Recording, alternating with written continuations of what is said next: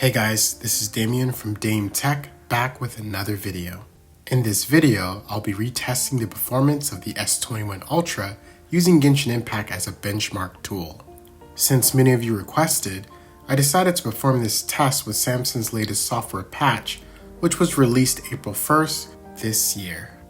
In this update, Samsung has claimed there was device stability improvements, further improvements to performance, as well as improvements in security.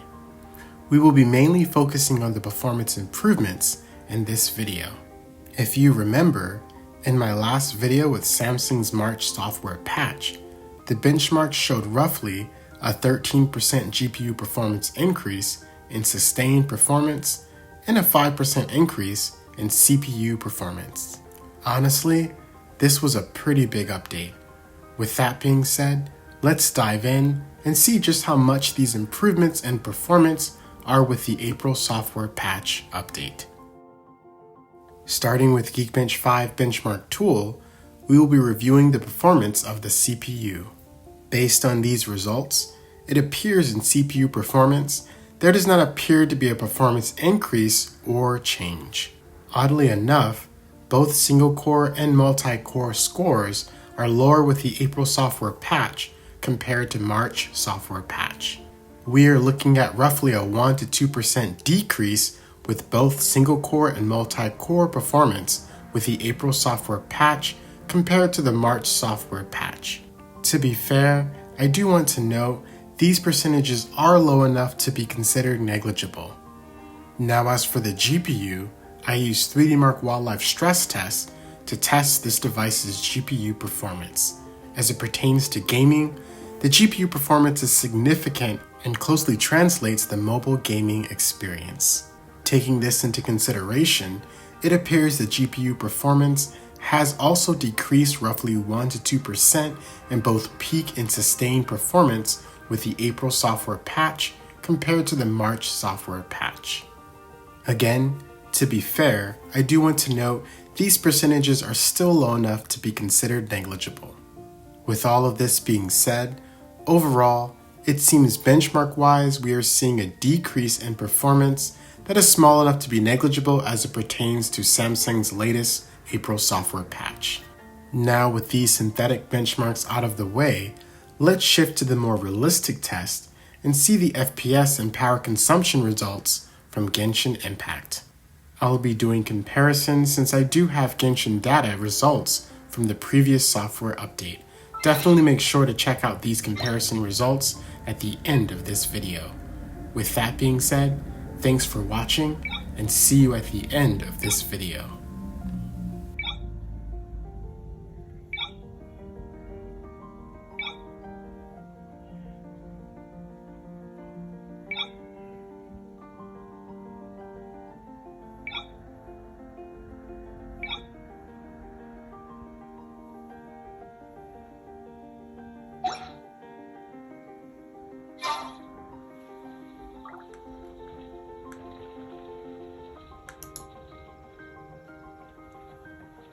Have you heard? Parting? The rite of parting. Did something terrible happen again? Huh?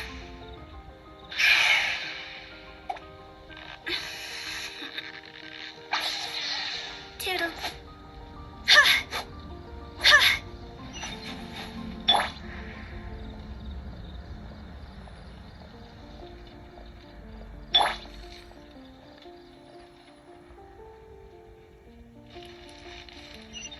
Have you heard? The rite of parting. The rite of parting?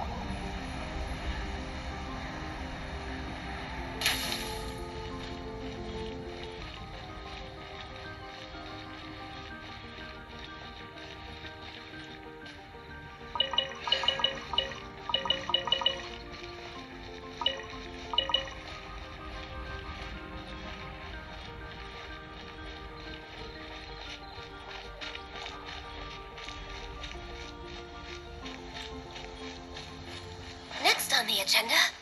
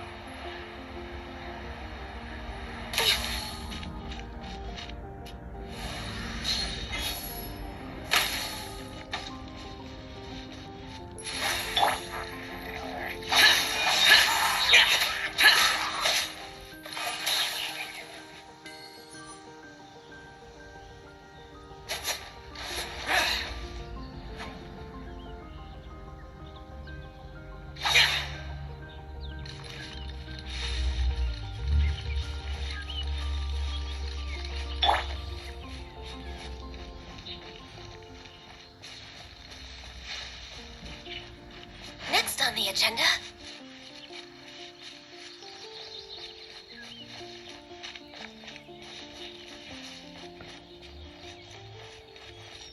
Next on the agenda.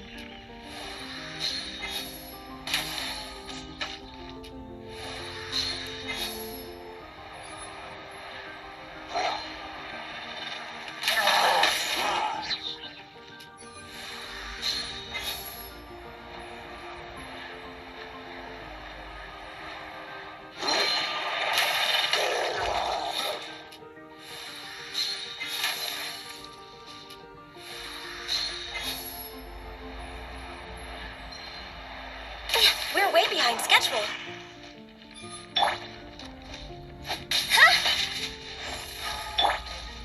Useless. Pants? We're way behind schedule.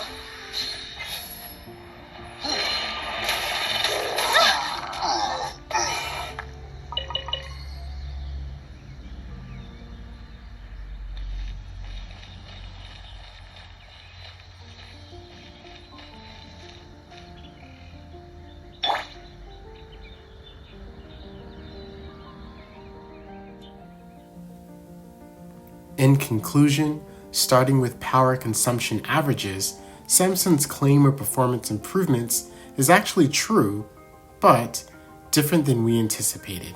Instead of increasing performance power and power consumption, Samsung has decided to decrease power consumption to improve battery life and device thermals. Therefore, instead of using 5 watts of power, we are now seeing 4 watts of power being used. It appears Samsung is modeling Apple's old ways, while Apple is now modeling Samsung's old methods.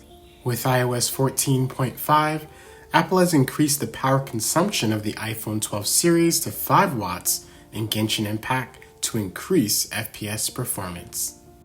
Taking this into consideration, since Samsung is now reducing power consumption during gaming, FPS performance is slightly lower than before. With this most recent test, I averaged 42 frames per second versus 46 frames per second in the prior software update. Again, sacrificing power for better battery life and thermals.